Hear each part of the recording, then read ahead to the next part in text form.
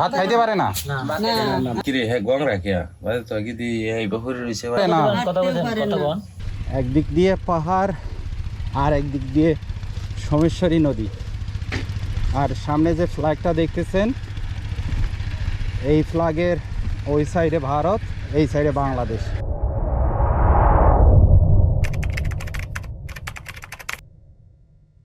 Good morning internet, এখন বাজে 11টা।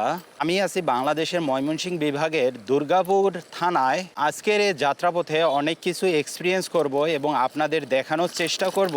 It is your host Firoz and welcome back to my channel. এই রোডটা এতটাই সুন্দর যে রোডের ঠিক পাশে এরকম ছোট ছোট টিলা দেখা যায়। টিলাগুলো কিন্তু একদম গ্রিনি টিলা। টিলার পাশে, টিলার পিছনে ভারতের বর্ডার লাইটগুলা সুন্দরভাবে জ্বলতেছে, এখান থেকে কিন্তু দেখা যাচ্ছে। যদিও টিলার মধ্যে যাওয়ার একটা রোড দেখতেছি, সূর্য পশ্চিম আকাশে অলরেডি হেলে গেছে। এই যে টিলা, পাহাড় টিলা দেখলে লোভ সামলাইতে পারি না, আবারও পাহাড় টিলার উপরের দিকে ওঠার চেষ্টা করতেছি। যদিও এখানে দুই একজন লোকাল ভাই পাইছি, না হলে তো সাহস করতে পারতাম না, যেহেতু বর্ডার এরিয়া।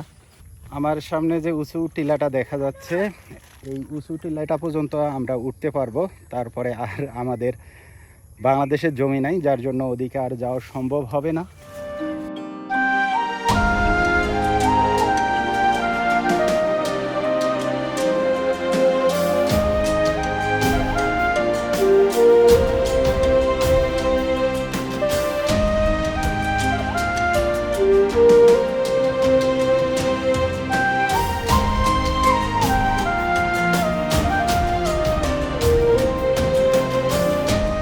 এখন আমি সর্বোচ্চ টিলার মধ্যে দাঁড়িয়ে আছি। এই টিলার উপর দাঁড়িয়ে মেঘালয়ের পাহাড়গুলা কিন্তু আরও সুন্দরভাবে দেখা যাচ্ছে, সাথে ইন্ডিয়ান রোড দেখা যাচ্ছে এখান থেকে, ইন্ডিয়ান আর যদি আমাদের দেশের কথা বলি, সুন্দর এক ভিউ এখান থেকে দেখা যাচ্ছে। এখান থেকে সামনে একটা লেকের মতো কিছু একটা জিনিস দেখা যাচ্ছে।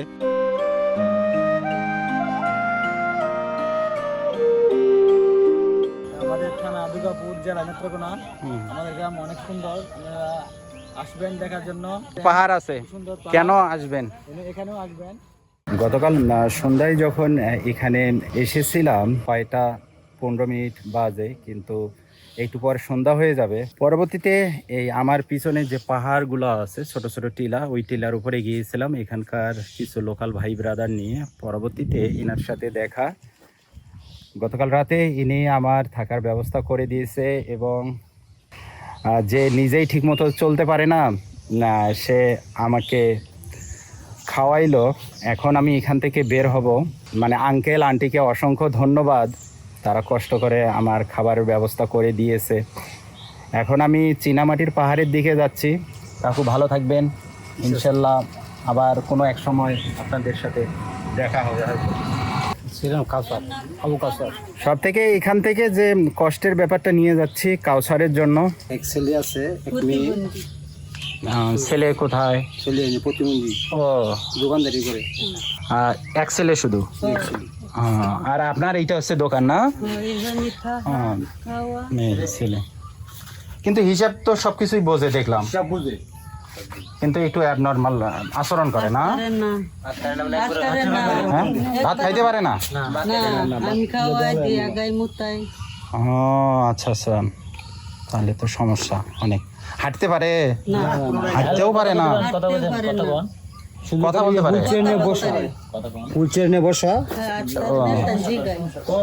কি নাম তোমার? আবু কাউসার। কি করবো, সারাদিন দোকানদারি। পড়াশোনা করছো? পড়াশোনা করছো? তাহলে টাকা পয়সা কিভাবে চেনো তুমি? টাকা পয়সা এমনি অল্প অল্প। তোমার আব্বা আম্মা শিখাই দিছে? হ্যাঁ। তোমার এখন বয়স কত? 15 বছর। না, আমি তো প্রথমে ওইটা ভাবিনি, যখন আসি মানে খরচপাতি নিলাম, ওইটা তো বুঝি নেই। সবসময় বয়ে থাকে। সমস্যা পায়ের মধ্যে। আচ্ছা আচ্ছা। যে মনে করো যে এই যে এইবার যদি পরে তাইলে আর উঠতে পারে না। এইটা মানে হাইলাম আমি আইদি কিরে হ্যাঁ গং রাখিয়া মানে তো কি দি এই বহরে রইছে মানে তো আইদি হ্যাঁ এই অবস্থা মানে কইলাম হ্যাঁ, আল্লাহ যেন আমার এমত বানাইছে, এখন যদি আমি চাই তাও তো স্বাভাবিক মানুষের মতো হতে পারতাম না। এখন যদি আমার একটা ফুল সেট থাকতো ইলেকট্রিক, তাহলে তো আমি চলতে পারতাম। এখন তো আমার বাবার টেয়াও নাই যে কিনে দিব একটা ইলেকট্রিক চেয়ার কিনে দেওয়ার টেয়াও নাই। দেখা যাক কাউসারের জন্য কিছু করতে পারি কি না, এটা সময় বলে দিবে।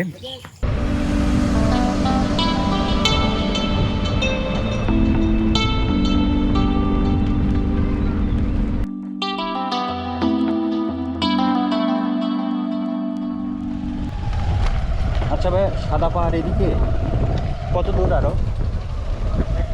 1 কিলো না?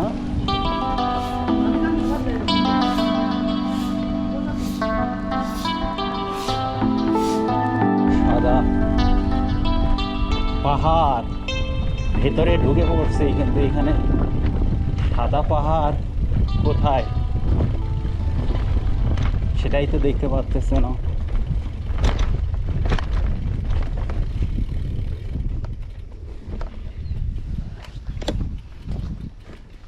এ চাচি, কোনটা সাদা পাহাড়?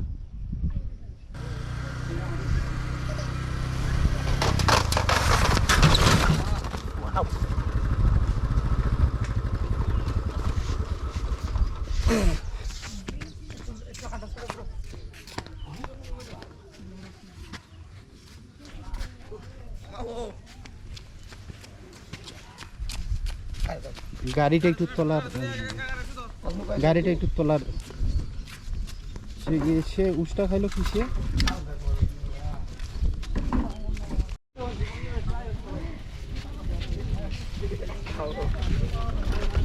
আমি আছি সাদা পাহাড়ের মধ্যে। এসে যে জিনিসগুলো দেখতে পাচ্ছি, এখানে কয়েকটা উঁচু উঁচু টিলা, তার সামনে এই সাদা পাথরের একটা ঢাল বেয়ে এই লেকের নিচে নেমে গেছে। লেকটা যে খুব বড় সেটাও না, লেকটা এখান থেকে শুরু হয়ে ওখান থেকে শেষ, আর কিছু ছোট ছোট টিলা এখানে দেখা যাচ্ছে এই সাদা টির পাহাড়ে এসে। জায়গাটা আমার কাছে বেশ সুন্দর মনে হচ্ছে।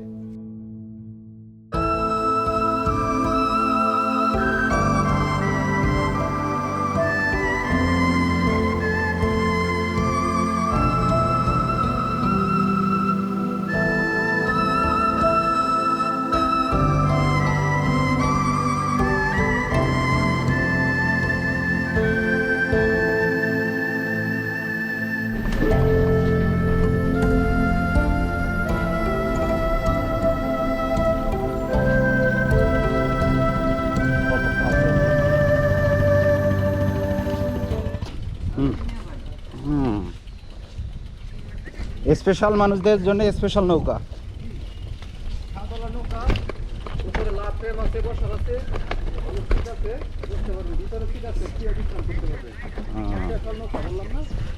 স্পেশাল নৌকা, ওটা কি প্রেম নৌকা? প্রেম নৌকা নামে প্রেম নৌকা দিছেন? বাহ,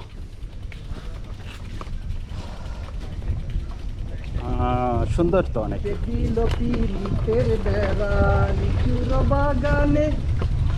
বেশি লিচুর বাগানে না উপরে?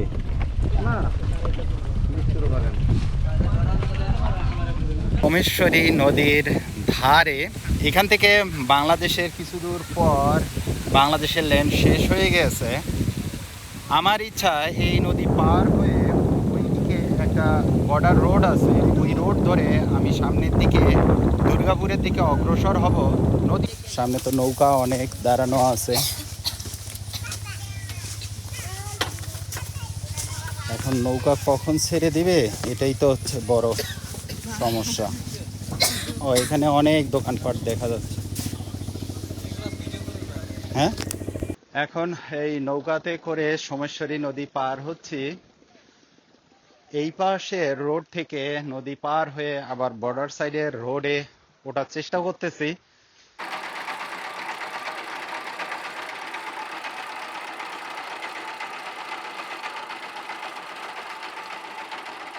পানি খাওয়ার জন্য এখানে একটা কূপ খনন করছে, উপরে আবার ঢেকে রাখছে টিনের ছাউনি দিয়ে। মাত্র নৌকাঘাট থেকে, নৌকাঘাট তো বলা যাবে না, এদিক দিয়ে আসলাম এই বাড়ির ভেতর দিয়ে দিয়ে রাস্তা। তোওয়ালা ভাইকে অসংখ্য ধন্যবাদ, তিনি আমাকে একটু সামনের দিকে এগিয়ে দিচ্ছে। নৌকা নিয়ে ভারতের একদম জিরো লাইন এরিয়াতে গিয়েছিলাম, ওখান থেকে দেখলাম। এখানে একটা বিডিআর ক্যাম্প দেখতেছি সামনে। যে ভিলেজটার মধ্যে আছি ভবানীপুরে 3 ধরনের জাতি বসবাস করে, মুসলিম জাতিও আছে এই দিকটার মধ্যে, হাজং উপজাতি। আর আমার পিছনে যে সাইডটা আছে, যদিও আমি ওদিকটা যাচ্ছি না, কারণ এখানে একটা বিজিবি ক্যাম্প আছে, ঘোরাফেরা করলে একটু এদিকের মানুষ হচ্ছে না খ্রিস্টান উপজাতি বসবাস করে। আর সবথেকে বড় যে জিনিসটা দেখেন এখানে সুন্দর, এখানে বাংলাদেশি মানুষজন কাজ করতেছে, জমিতে ফসল তুলতেছে উপরে। আর মেঘালয়ের উঁচু উঁচু পাহাড় এখান থেকে দেখা যাচ্ছে, সুন্দর জায়গাটা, অনেক সুন্দর একটা জায়গা। এখানে এক দিদিকে জিজ্ঞেস করলাম যে এদিকে ট্যুরিস্ট আসে কি না, কিন্তু দিদি বলল রাস্তা খারাপ হওয়ার কারণে এখানে তেমন ট্যুরিস্ট আসে না, কিন্তু জায়গাটা কিন্তু অসাধারণ একটা জায়গা।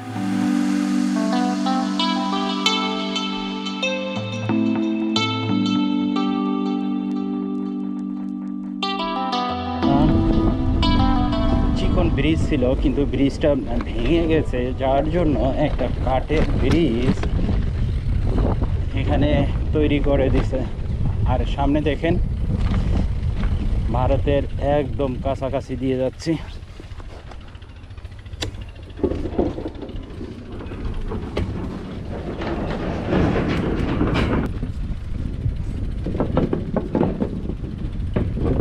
একদিক দিয়ে পাহাড় আর একদিক দিয়ে সোমেশ্বরী নদী। আর সামনে যে ফ্ল্যাগটা দেখতেছেন, এই ফ্ল্যাগের ওই সাইডে ভারত, এই সাইডে বাংলাদেশ।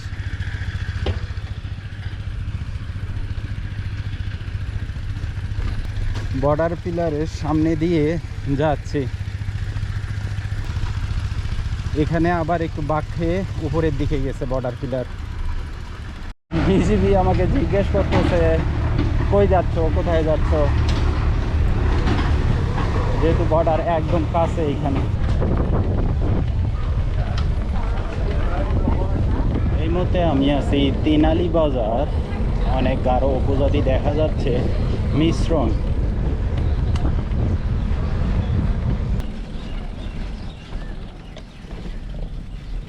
এখনো বর্ডার রোড দিয়ে সামনের দিকে যাচ্ছি। এখান থেকে লেঙ্গুরা এখনো 5 কিলোমিটার দূরে, কিন্তু এখান থেকে মেঘালয় রাজ্যের পাহাড়গুলো কিন্তু উঁচু সুন্দর দেখা যাচ্ছে, কিন্তু সান আমার সামনের দিকে হওয়াতে একদম ক্লিয়ারলি দেখা যাচ্ছে না। বাইপাস করে আমি একটা ভিলেজ এরিয়ার দিকে যাচ্ছি, ওই দিক দিয়ে আমি 0 পয়েন্টের দিকে যাওয়ার চেষ্টা করব। যাচ্ছি এদিক দিয়ে, যেখানে সন্ধ্যা হচ্ছে বা সন্ধ্যার আগে হচ্ছে স্টপ করে দিচ্ছে আর কি। আর বিভিন্ন জায়গায় দেখতেছি, যার জন্য লেট হচ্ছে বেশি। আপনাদের মনে হয় তো রাস্তায় দেখলাম আসতেছিলেন।